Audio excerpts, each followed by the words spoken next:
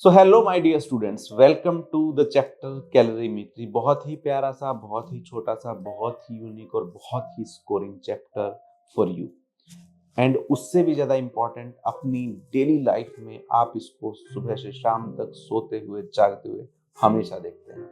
तो चैप्टर है कैलोरीमेट्री। बहुत ही इंटरेस्टिंग क्यों है? क्योंकि यहाँ पे हम बात करेंगे हीट की, बात करेंगे टेम्परेचर की। और हीट तो आपको पता है, कभी आपको पानी गर्म चाहिए होता है, कभी आपको रूम ठंडा चाहिए होता है। तो हीट क्या है, कहाँ से कहाँ फ्लो करती है, डेली लाइफ में इसकी क्या यूज है, हमारी बॉडी में पानी इतना क्यों है, या फार्मर्स जो है अपनी फील्ड को क्यों भरते हैं पानी के साथ, या क्यों एक्वेटिक एनिमल्स के लिए पानी इतना ज़रूरी है, या क्यों वो जब जमता है तो क्यों जमता है, किस टेम्परेचर पे जमता है, उस वो टेम्परेचर किन फैक्टर्स के ऊपर डिपेंड करता है। इन सब सवालों के जवाब अगले लगभग लगभग 35 मिनट्स में सारे आपको क्रिस्टल क्लियर होंगे।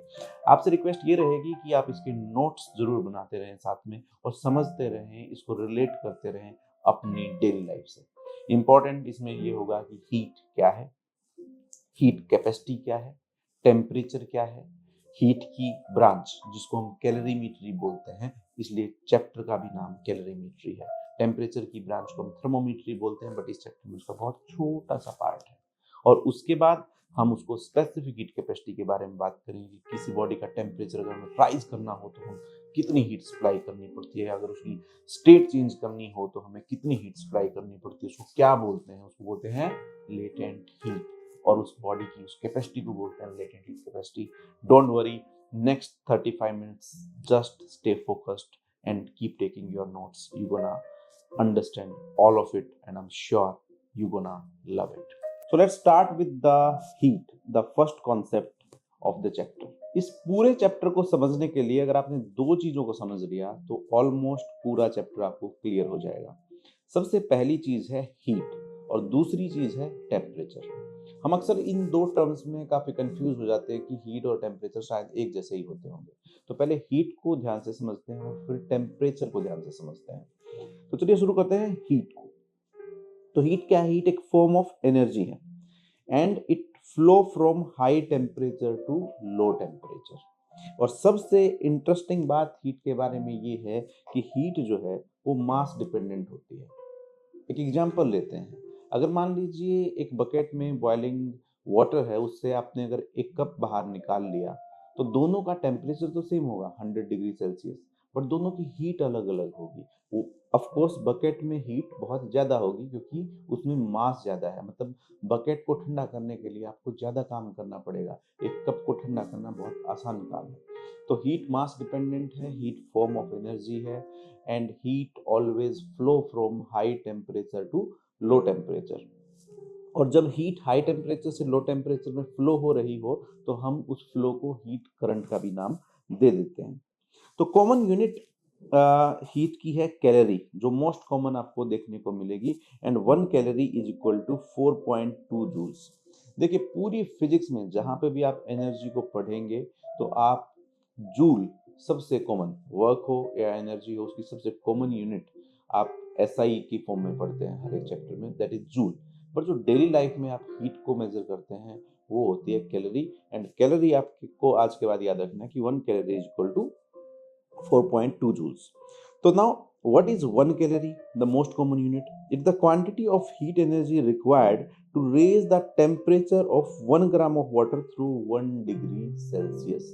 एक कैलोरी को क्या बोलेंगे कि amount of heat energy required to change the temperature by 1 degree Celsius of 1 gram of the substance or water. Water के केस में हम थोड़ा और स्पेसिफिक हो जाते हैं। वैसे तो कोई भी चलता है, बट 14.5 टू 15.5 डिग्री सेल्सियस तक टेम्परेचर को लेके जाने में 1 ग्राम ऑफ वाटर के जितनी हीट लगती है उसको हम 1 कैलोरी डिफाइन करते हैं। हीट को मेजर करने के लिए हम एक इंस्ट्रूमेंट यूज करते हैं, क्योंकि यूनिट कैलोरी है तो इंस्ट्रूमेंट का नाम कैलोरी मीटर है। तो हीट के बारे में आपको इस चीज का ध्यान रखना है कि हीट मास डिपेंडेंट है, फॉर्म ऑफ एनर्जी है, it always flow from high temperature to low temperature. चलिए चलते हैं नेक्स्ट पॉइंट के ऊपर, चैप्टर का दूसरा सबसे इंपॉर्टेंट पॉइंट। टेम्परेचर। तो फिर टेम्परेचर क्या है? टेम्परेचर बताता है डिग्री ऑफ हॉटनेस और कोल्डनेस ऑफ बॉडी। मतलब कोई बॉडी कितनी गर्म या कितनी ठंडी है, ये एनर्जी के बारे में कोई भी इंफॉर्मेशन नहीं देता। ये हीट को डायरेक्शन देता है कि भाई आपको कहाँ से कहाँ फ्लो करना है। जैसे यूजुअली चीजें ऊपर से नीचे गिरती हैं, वैसे हीट हाई टेम्परेचर से लो टेम्परेचर फ्लो करती है। So what does it tell? It tells about the degree of hotness or coldness of the body. Second है decide the direction of flow of heat। और units की बात करें तो kelvin उसकी एसआई यूनिट है और डिग्री सेल्सियस उसकी मोस्ट कॉमन यूनिट है। और भी कई यूनिट होती हैं जैसे र्यूमर, रैंकिन, फ़ारेनहाइट। अलग अलग देशों में हम अलग अलग यूनिट यूज करते हैं। जब आप थोड़े से हायर स्टैंडर्ड में जाएंगे तो एक यूनिट को दूसरी यूनिट में कन्वर्ट कैसे करते हैं इसके बारे में भी आपको काफ़ी न्यूमेरिकल करने पड़ते हैं। But at this state that is sufficient for you कि आप ये देखें कि 0 degree Celsius is nothing but 273 kelvin. वैसे ये 273.15 होता है। आपको ये ध्यान रखना है कि आप 0 डिग्री सेल्सियस को कन्वर्ट करेंगे या 5 को करेंगे या 10 को करेंगे तो उसमें 273 ऐड कर देना है, उतने केल्विन वो टेम्परेचर होगा। टेम्परेचर को मेजर करने के लिए जो हम डिवाइस यूज करते हैं वो आपने डेली लाइफ में हर दिन देखी होगी, वो है थर्मोमीटर। थर्मोमीटर मैनुअल भी होते हैं, आजकल इलेक्ट्रॉनिक भी आ गए हैं, और इंडस्ट्रियल थर्मोमीटर बहुत अलग अलग तरह के होते हैं। तो टेम्परेचर को जब भी मेजर करना है तो टेम्परेचर को हम मेजर करेंगे थर्मोमीटर की हेल्प से। तो टेम्परेचर मास डिपेंडेंट नहीं है, टेम्परेचर हीट की डायरेक्शन डिसाइड करता है और टेम्परेचर बस हॉटनेस और कोल्डनेस बताता है। ये बात आपको ध्यान रखनी है। तो सबसे पहला इंपॉर्टेंट क्वेश्चन जो आपको इस चैप्टर से देखने को मिल सकता है वो है हीट और टेम्परेचर के बीच का डिफरेंस। तो let's see from your book. Heat is a form of energy which flow from hot body to cold body when they are kept in contact. Okay, temperature is quantity that determines the direction of flow of heat the two bodies at different temperature in contact. ऐसा unit उसकी joule है और इसकी यहाँ पे kelvin है। Amount of heat energy content in the body depend on mass, temperature and substance of the body. ये बात आप ध्यान रख सकते हैं। तो हीट को यूजुअली हम क्यू से लिखेंगे।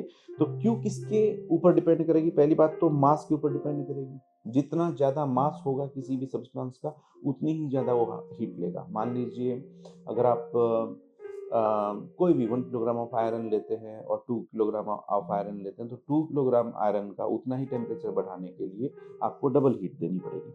Directly proportional to substance. अब हर सब्सटेंस एक जैसा नहीं होता। सिल्वर अलग है, आयरन अलग है, वाटर अलग है, मिल्क अलग है, हनी अलग है, ऑयल्स अलग है।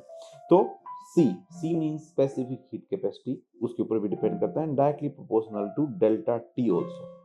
ओके, जितना ज्यादा टेम्परेचर आपको बढ़ाना है उतनी ही हीट भी आपको देनी पड़ेगी। तो यहां से हमारा फॉर्मूला आ जाता है Q is equal to MC delta T.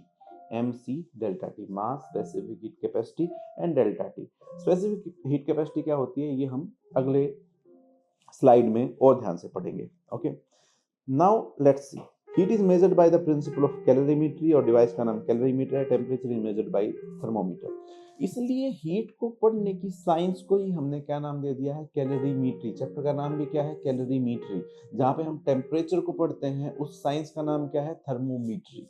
Okay, two bodies having same quantity of heat may differ in their temperature, and two bodies at the same temperature may differ in the quantities of heat contained in them, because ये मास के ऊपर भी depend करता है। Okay, अच्छा, अगर दो body same temperature पे होंगी तो हीट फ्लो होगी या नहीं होगी? डेफिनेटली नहीं होगी, क्योंकि हीट को फ्लो होने के लिए टेम्परेचर का डिफरेंस इंपॉर्टेंट है, जरूरी है, नेसेसरी कंडीशन है।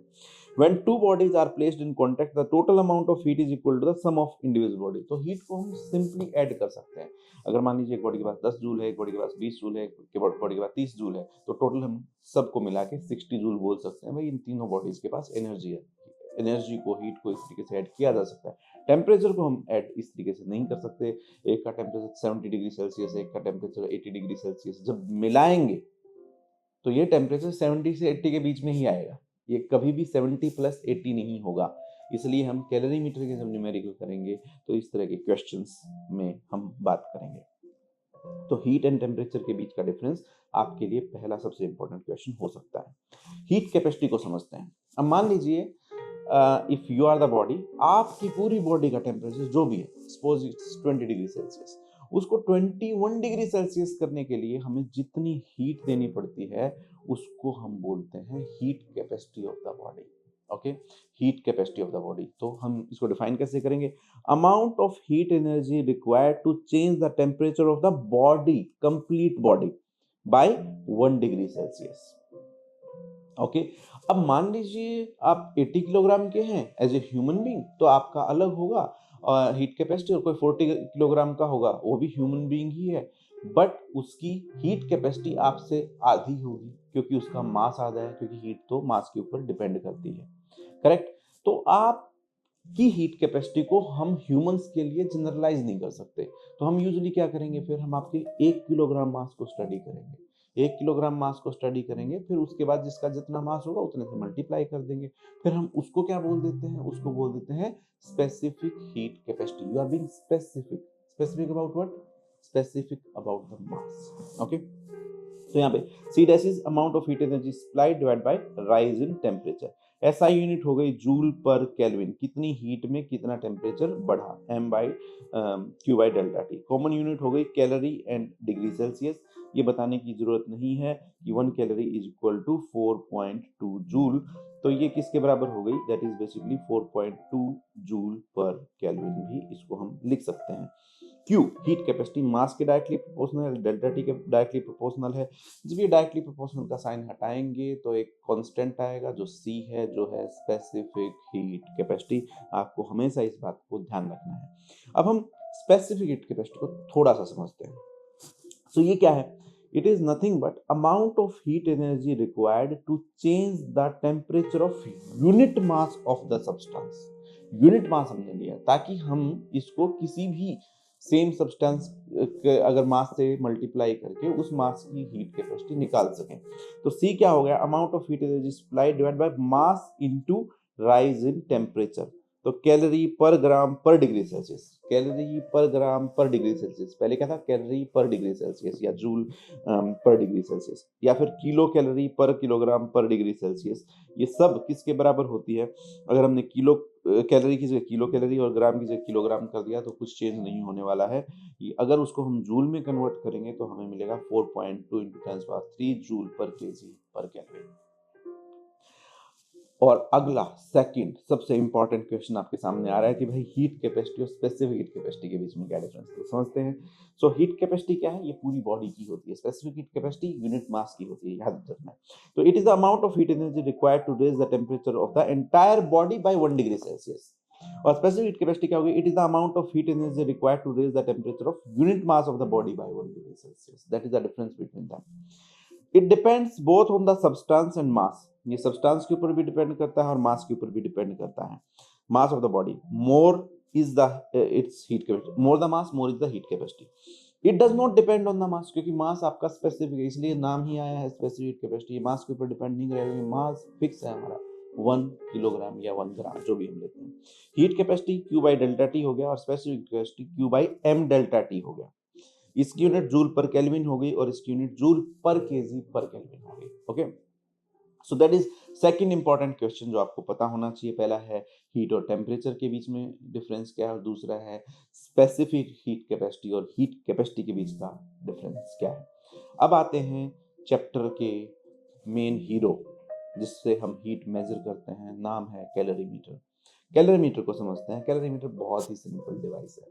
मतलब आप कोई भी जग ले लीजिए, उसके बाहर वुल लगा दीजिए, उसके बाहर वुड लगा दीजिए, ताकि अंदर की हीट बाहर, बाहर की हीट अंदर ना जाए, ना हीट बाहर जाए और ना हीट अंदर, मतलब हम उसको आइसोलेट कर रहे हैं ताकि अंदर की हीट अंदर ही रहे। तो एक जग में अगर आप एक ठंडी चीज और थोड़ी गर्म चीज मिलाएंगे तो टेम्परेचर उसके बीच का आएगा। जैसे मैंने एग्जांपल दिया था 70 और 80 की भी बॉडीज को कांटेक्ट में रखेंगे या मिला देंगे तो टेम्परेचर 70 से 80 के बीच में, 70 टू 80 के बीच में आएगा, समवेयर इन बिटवीन, डिपेंडिंग किसका मास ज्यादा था। 70 वाले का मास ज्यादा था, 80 वाले का मास ज्यादा था, तो उस तरफ आपका टेम्परेचर, और इक्वल मास था तो it will be somewhere around and 75 अगर सेम ही सब्सटेंस है तो, और क्वांटिटी भी सेम है तो। बट ये टेम्परेचर पहले कितना था, बाद में कितना था, उसको मेजर करने के लिए हम यहाँ पे एक थर्मोमीटर भी डाल देते हैं। इंडस्ट्रियल थर्मोमीटर आपका थोड़ा सा ऐसा दिखता है जहाँ पे, तो thermometer is first thing.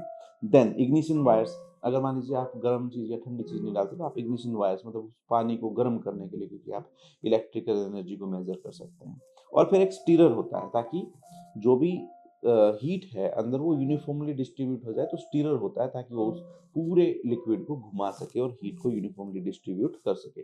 Of course it's a insulated container, इसके अंदर पानी है और ये एक सैंपल है जिसको हमें मेजर करना है। किसी भी दो चीज़ को मिला सकते हैं, भरपूर न्यूमेरिकल आपकी बुक में है। जब आप गर्म पानी में ठंडा पानी आइस के साथ कुछ बॉइलिंग वाटर डालते हैं तो ये हम देखते हैं। तो प्रिंसिपल ऑफ कैलोरीमीटर क्या है कि ये कैलोरीमीटर किस प्रिंसिपल पे काम करता है? It works on heat lost by the hot body is equal to heat gained by the cold body. मैंने बोला कि बाहर की हीट अंदर, अंदर की हीट बाहर नहीं जाएगी, तो सिंपल टर्म्स में बोले तो एक हीट लेगा और एक हीट देगा और दोनों बराबर होंगी, क्योंकि हम लॉस को काउंट नहीं कर रहे हैं, क्योंकि हम मान रहे हैं कि कैलोरीमीटर कंप्लीटली आइसोलेशन में था। करेक्ट? तो heat given is equal to heat taken. Heat given कौन करेगा? जो हॉट बॉडी होगी, और हीट टेकन कौन करेगा? जो कोल्ड बॉडी होगी। Very simple terms. तो एक हॉट बॉडी है जिसका मास प्रॉब्ली m1 है, टेम्परेचर उसका T1 है। दूसरी बॉडी कोल्ड बॉडी है जिसका मास m2 है, टेम्परेचर उसका T2 है, जैसे हमने 70 और 80 का एग्जांपल लिया था। और फिर हमने दोनों को मिला दिया, एक का टेम्परेचर T1 था, एक का टेम्परेचर T2 था, तो टेम्परेचर अब बीच में मान लीजिए T आ गया। तो स्पेसिफिक हीट कैपेसिटी पहली बॉडी की C1 मान लीजिए और दूसरी बॉडी की C2 मान लीजिए। तो हीट लॉस्ट कितना होगा? mc delta T। तो m1 C1 T1 minus T। T1 minus T क्यों किया? क्योंकि T ज्यादा पे था, T1 ये था, T2 ये था, T इसके बीच का होगा, तो T1 माइनस T करेंगे। और जब कोल्ड बॉडी की बारी आएगी तो हम T माइनस T2 करेंगे, क्योंकि T2 सबसे कम है T से भी। ओके, तो हीट गेंड कितना होगा? Q is equal to m2C2T minus T2। Okay, हम इन दोनों इक्वेशन को बराबर रख सकते हैं, तो m1C1 T1 minus T is equal to m2C2T minus T2। ये बहुत ही इंपॉर्टेंट एप्लीकेशन है, न्यूमेरिकल के लिए भी, अंडरस्टैंडिंग के लिए भी, और आपकी डेली लाइफ के लिए भी। ओके, तो बहुत सारे न्यूमेरिकल हैं, please practice all of them, you make sure that. तो अब ये जो हीट कैपेसिटी और स्पेसिफिक हीट कैपेसिटी हम पढ़ क्यों रहे हैं, इतना बोरिंग सा चैप्टर क्यों है? क्या ये हमें अपनी सराउंडिंग में दिखता है या नहीं दिखता है? मतलब why do we study such things? तो let's see natural phenomena and consequences of high specific heat capacity of water. Water की स्पेसिफिक हीट कैपेसिटी बहुत ज्यादा होती है, इसकी वजह से हमारी लाइफ बहुत आसान हो गई है। ओके, क्लाइमेट नियर सी शोर इज मॉडरेट। मैं यहाँ पे जब लेक्चर रिकॉर्ड कर रहा हूँ तो मुंबई में बैठा हूँ, जहाँ पे एक्सट्रीम गर्मी और एक्सट्रीम ठंड कभी नहीं होती, क्योंकि आसपास में पानी। अगर गोवा में अगर आप देखेंगे तो गर्मी और ठंड कभी नहीं होती एक्सट्रीम्स, क्योंकि पानी की स्पेसिफिक हीट कैपेसिटी इतनी ज्यादा है कि ना तो बहुत ज्यादा गर्मी होने देता है और ना बहुत ज्यादा सर्दी होने देता है। सर्दियों में वो पानी गर्म लगता है, गर्मियों में पानी ठंडा लगता है। जबकि अगर आप नॉर्थ इंडिया की तरफ जाएंगे तो आपको कभी वहां पे बर्फ गिरती हुई मिलेगी और कहीं वहां पे लू चलती हुई मिलेगी। यहाँ पे पानी ज्यादा है, इसलिए यहाँ पे climate is moderate. Hot water bottles are used for fermentation. जब भी दर्द होता है तो हम पानी की एक बोतल रखते हैं, ताकि वो हम जहाँ पे भी दर्द हो रहा है उसको सेकने के लिए। ओके, तो वो क्यों करते हैं? क्योंकि वाटर की स्पेसिफिक कैपेसिटी ज्यादा है, तो वो देरी से ठंडा होगा, काफी देर तक वो गर्म रहेगा, इसलिए हम वो हॉट वाटर बॉटल यूज करते हैं। Water is used as a effective coolant. जब कोई भी व्हीकल, कोई भी मशीनरी चलती है तो बहुत ज्यादा हीट जनरेट हो जाती है, तो हम वाटर को एज ए कूलेंट यूज करते हैं, क्योंकि वो उस हीट को ले सकता है, क्योंकि वो उसकी हीट कैपेसिटी बहुत ज्यादा है, बहुत ज्यादा वो हीट को कंज्यूम कर सकता है। In cold countries water is used as a heat reservoir for wine. अगर आप नॉर्वे जैसे देश में जाएंगे, टेम्परेचर -50 -60 डिग्री सेल्सियस है, तो आपकी जूस वो सब जम जाते हैं। तो हम यूजुअली क्या करते हैं, वाटर को एज ए रिजर्वायर रखते हैं, ताकि वो वाइन बॉटल्स को, फ्रेश जूस को जमने से रोक सके।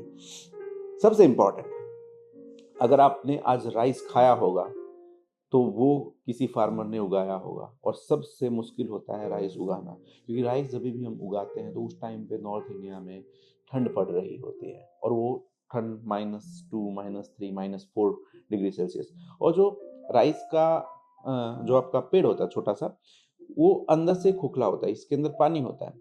अगर ये जमा, हमको पता है पानी जम के एक्सपेंड करता है, abnormal behaviour of water, anomalous behaviour of water.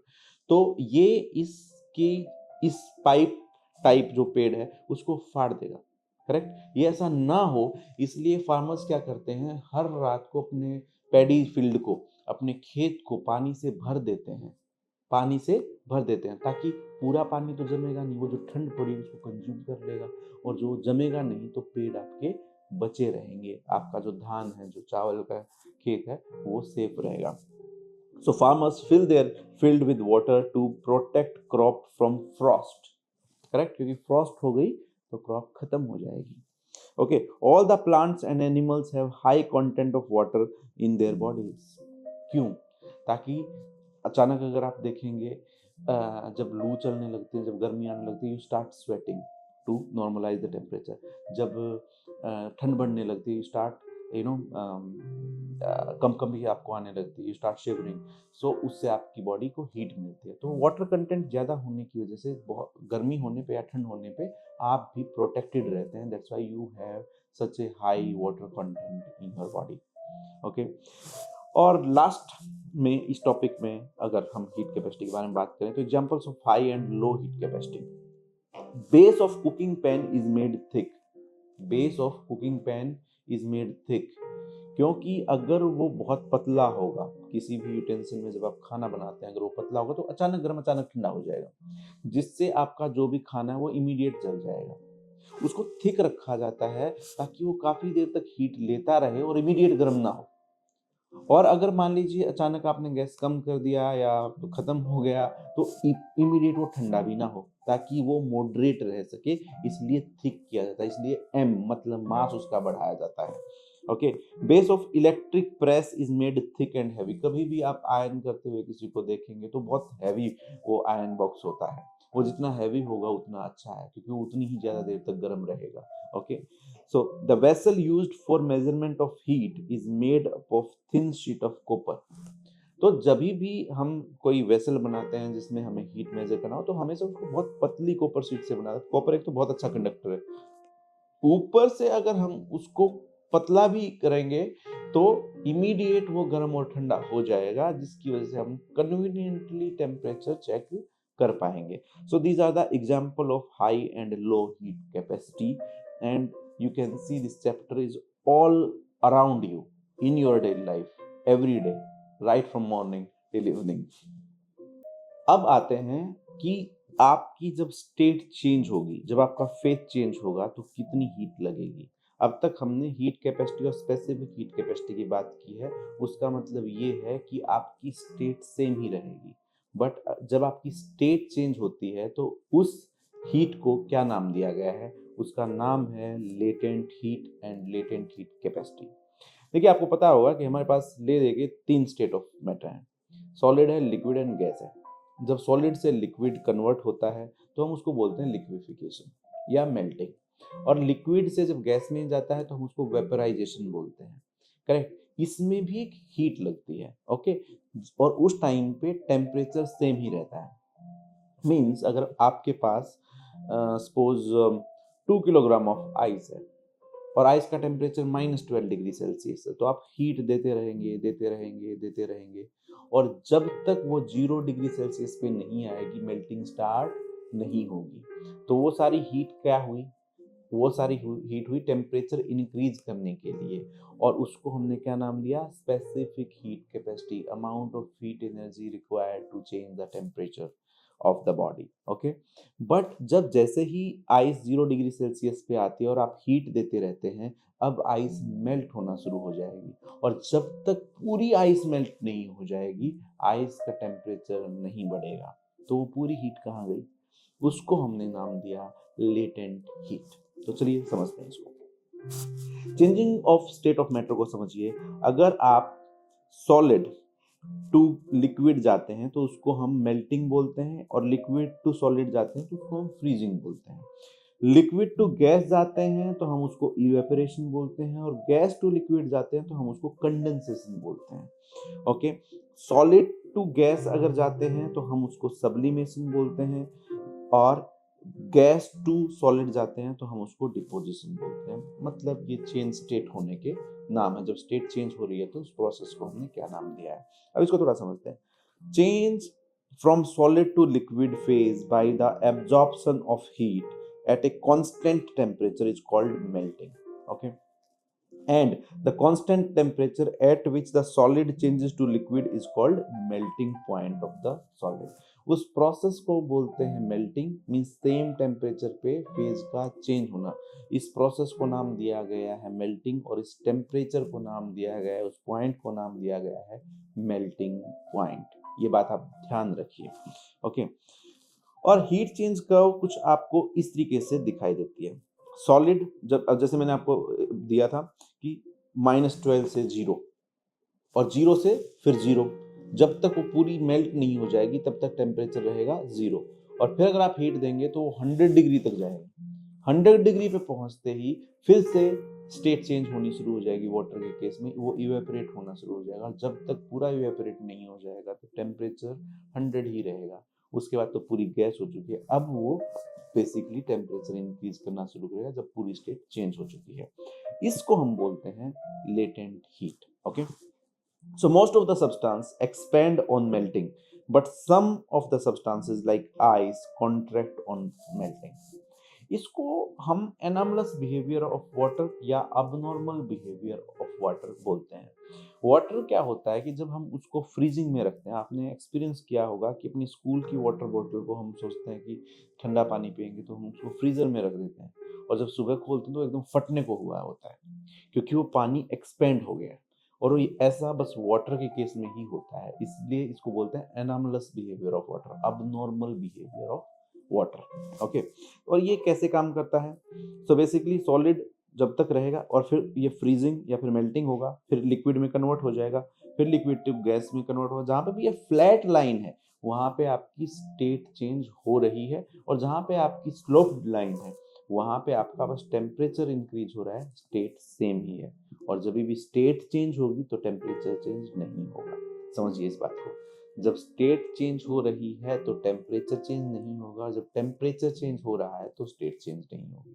और टेम्परेचर चेंज होने को हमने नाम दिया था heat capacity, specific heat capacity. State change को हम नाम देते हैं लेटेंट हीट कैपेसिटी। तो चलिए समझते हैं। Melting point of the substance which contract on melting decreases by increase in pressure. Okay, melting point of the substances, ऐसे substance जिनका melting point which contract on melting, जो सिकुड़ जाते हैं, जो contract हो जाते हैं melting में, as decreases by increase in pressure। तो melting point घट जाएगा अगर हम pressure बढ़ा देंगे तो। melting point of substance which expand on melting, ऐसे में increases by increase in pressure। तो melting point increase होगा अगर हम pressure इंक्रीज करेंगे तो। Okay, melting point of substance decrease by presence of impurities in it. Melting point घट जाता है अगर उसमें कुछ इम्प्योरिटीज होंगी तो। इसका हम एक कॉमन एग्जांपल क्या ले सकते हैं? So melting point of substance decrease by presence of impurities. आपने ये देखा होगा कि जो आइसक्रीम सेलर्स हैं उनके पास एक बॉक्स होता है, उसमें कुल्फी होती है, आइसक्रीम होती है, वो किसी भी बिजली से कनेक्टेड नहीं है, मतलब वो फ्रीज नहीं है, बट फिर भी उसमें वो सेफ रहती हैं। क्यों? क्योंकि प्रॉब्ली वहाँ पे अंदर टेम्परेचर 0 डिग्री से काफ़ी कम है। और वो कैसे हो पाता है? क्योंकि हम सॉल्ट इन आइस, जब आइस में सॉल्ट डालते हैं तो ये जो टेम्परेचर है 0 से घट के -22 डिग्री सेल्सियस पहुंच जाता है। इसको हम फ्रीजिंग मिक्सर का नाम देते हैं। यूजुअली कुल्फी बनाने में हम इसका यूज करते हैं। ओके, तो मेल्टिंग पॉइंट को आपको समझना है। Melting point of a substance which contract on melting decrease by increase in pressure, and ऐसे substance which expand on melting increase by increase in pressure. And जैसे ही इम्प्योरिटी ऐड करेंगे तो मेल्टिंग पॉइंट आपका घट जाता है। ओके, तो सॉलिड से लिक्विड में कन्वर्ट होने को हम मेल्टिंग बोलते हैं, और लिक्विड से गैस में कन्वर्ट होने को हम वेपोराइजेशन बोलते हैं।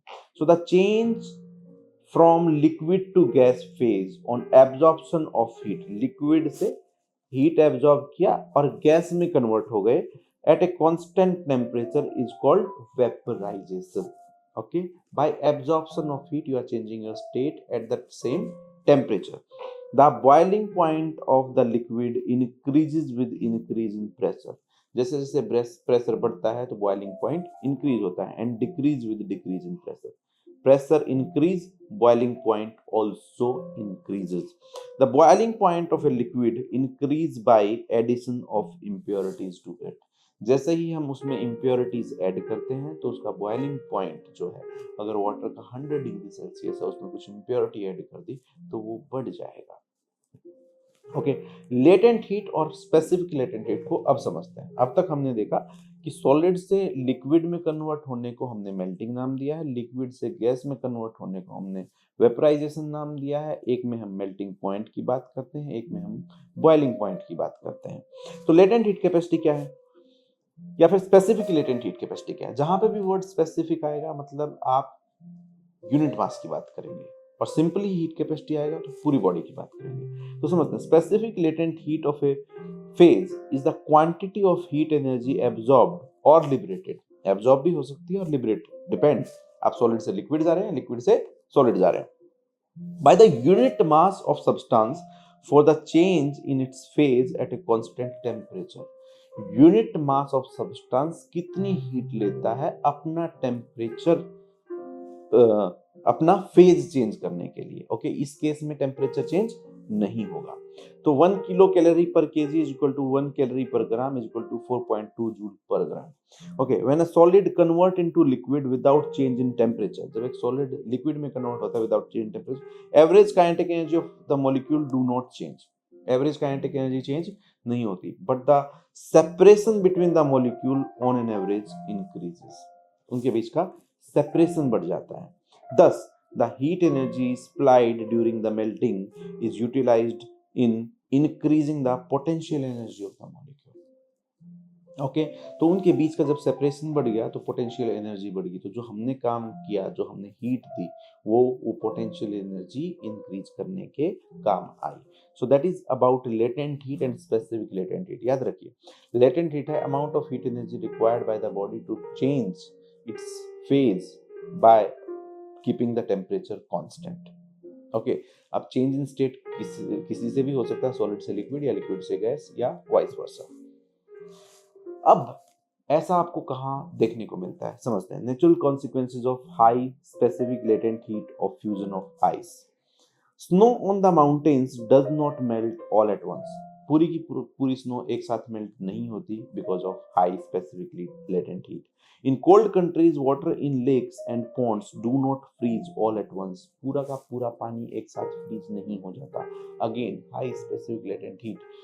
इसी वजह से जहां पे भी टेम्परेचर बहुत कम है तो वहां पे अगर सी को देखेंगे, समंदर को देखेंगे, तो वो पूरा 4-4 फीट 5-5 फीट जम जाता है, बट उसके नीचे पानी ही रहता है ताकि फिश जो है वो सेफ रह सके. नॉर्वे जैसे देश जिसका हमने एग्जांपल लिया, वहाँ पे वो ड्रिल करते हैं आइस को और वहाँ पे फिर वो फिशिंग करते हैं. फिश वहाँ पे इंटैक्ट रहती हैं. अगर पूरा का पूरा पानी एक साथ जम जाता, अगर उसकी स्पेसिफिक लेटेंट हीट कम होती तो सारे के सारे फिश, सारे के सारे एक्वेटिक एनिमल मर जाते. तो ये नेचर के लिए बड़ा इंपॉर्टेंट है कि वाटर की स्पेसिफिक लेटेंट हीट काफी ज्यादा है. Drinks get cooled more quickly by adding pieces of ice than ice cold water at 0 degree Celsius. अब समझिए कि पानी भी 0 डिग्री सेल्सियस पे है और आइस भी 0 डिग्री सेल्सियस पे है, तो कौन सा ऐड करने पे जल्दी ठंडा होगा? Definitely ice. क्योंकि आइस से वाटर करने में कन्वर्ट करने के लिए भी उसने हीट ली है. तो किसके पास हीट ज्यादा है 0 डिग्री सेल्सियस? पानी के पास हीट ज्यादा है. करेक्ट, ये बात आपको ध्यान रखनी है. दोनों का टेम्परेचर सेम है बट हीट आपकी मास डिपेंडेंट भी होती है. ओके, एंड स्टेट डिपेंडेंट भी होती है, इसलिए लेटेंट हीट हम पढ़ रहे हैं. So when ice in a frozen lake starts melting, its surrounding becomes very cold. जब आइस मेल्ट होना शुरू होती है तो उसकी सराउंडिंग कोल्ड हो जाती है, क्योंकि उसने हीट कहां से लिया मेल्ट होने के लिए? सराउंडिंग से ले लिया, इसलिए सराउंडिंग होगी कोल्ड.